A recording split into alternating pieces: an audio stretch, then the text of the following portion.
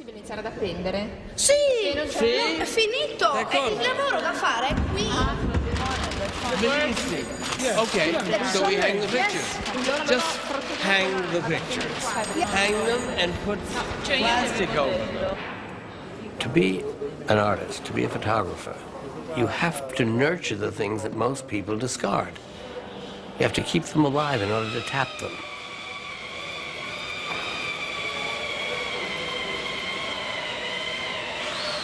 That should be more dramatic.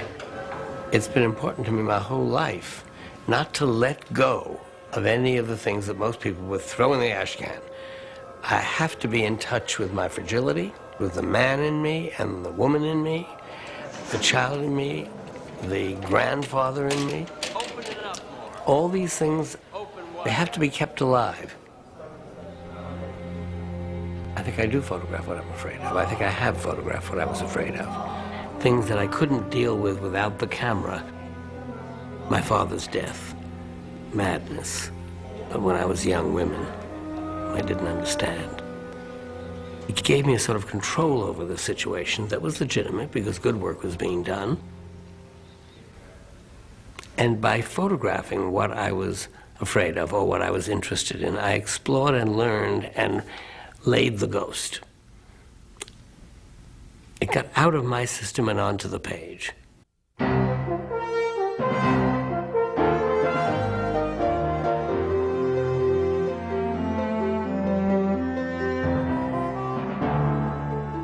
Major funding for this program was provided by American Express, celebrating the world of creativity through American masters.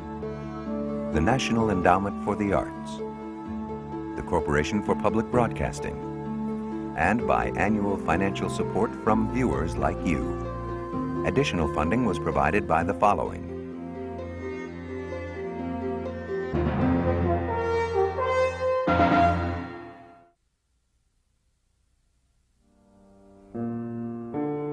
Images are fast replacing words as our primary language. They define our ideas of beauty, truth, and history. In our age, the photographer, not the philosopher, is king. By the 1950s, Richard Avedon emerged as fashion photography's brightest star.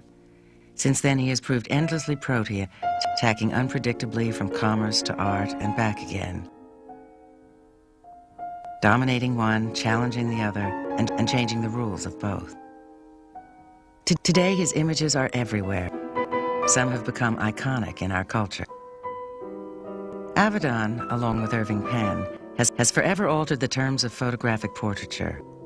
Penn gently, intently, Avedon radically and fiercely. He has changed the way we think about celebrity, showing its glitter but also its terror. Few people refuse the validation of his portrait. It's the final recognition. And like others before him, Avedon has sought out the people we would forget. He went into the streets of Italy and Harlem, into mental institutions. He went to Vietnam, to the civil rights battles in the South, always following his political concerns. But he felt he couldn't compete with the great documentary photographers, Helen Levitt, Lisette Modell, Walker Evans. The found image couldn't satisfy him. He wanted to be a creator, not an observer. He has had major exhibitions in museums and galleries throughout the world.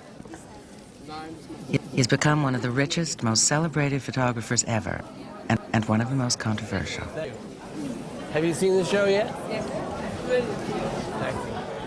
Avedon has created controversy throughout his whole career. He is not subtle. He is a commercial photographer and an art photographer. Bam. The twain Here were it not is. really allowed to meet. And what do you think? You like it? You don't like it? It doesn't matter. He is our Matthew Brady. It just He is the glimmers into that repository extreme. of the public personas of the century. Really. Overkill, it's caricatural, everything grimaces. I think he's a mortician. A real lack of compassion. Power, energy.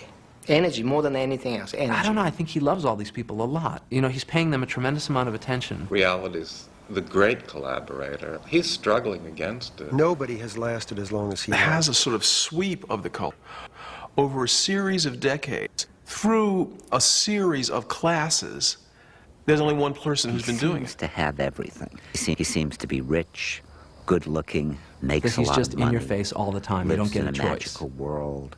Is a finest. I think it's envy. I think He's a so lot of it is over-emphatic, envy. as if we won't pick up any subtle nuance of character or openness of disclosure. And he gets the nuances of character on a gut level with an extraordinary acuity. I think he touches some kind of nerve. Compassion and a heartlessness of observation. Preoccupation with old age is a way of denying that it will ever happen to him, and I think ultimately a way of denying death. Somebody who says, look, it's crazy. It's madness. He ultimately said, I am in control. It's one.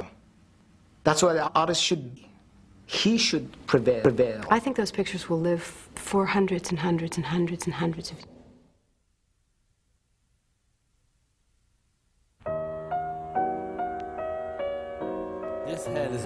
In the summer of 1994, Richard Avedon went back to Paris to shoot the last 100 years of French fashion. Fashion is one of the richest expressions of human desires, ambitions, needs, frailty, insecurity, security. Yes, beautiful. What we wear is an indication of our sense of ourselves. It's a gift. Fashion has been in all art history. Look at the Velasquez, look at the Goyas, look what they're wearing in the Whistlers. And what they're wearing is fashion. Staggering, Stephanie. Oh my God. I mean, that's In many ways, Paris is where it all began for Avedon. It was 1946. World War II was just over when he arrived. We'd just come out of a terrible, the world. Darkest dark that had ever been, evilest evil that it ever had. And here were these pictures in the flying, you know, all of these people for whom the war was over, way over, never happened, gone, not talking about it. Harper's Bazaar and Vogue eagerly took part in the first post-war stirrings in French couture. Covering the new collections was the gifted young photographer, Richard Avedon. I was so young. I didn't know anything. I hadn't been there. And was thrust forward by the editors of Harper's Bazaar. There was a mandate from Carmen to help the French economy by bringing back the glamour of pre-war Paris. I was beside myself. I was in love with. She was my model. You know, they made a movie called Funny Face, which had nothing to do with us, but a little bit about what happened. I remember riding in from the airport, and the taxi cabs in those days had open-top roofs. They were sort of square, and we'd buy a bottle of champagne in the airport and stand up all the way waiting to see the Eiffel Tower, drinking the champagne from the bottle, and there was no... You worked around the clock, and then you went out. And then, of course, I worried. So after the dancing was over, I'd walk all night, worrying about the next pictures. So there was the joy of discovery of everything French.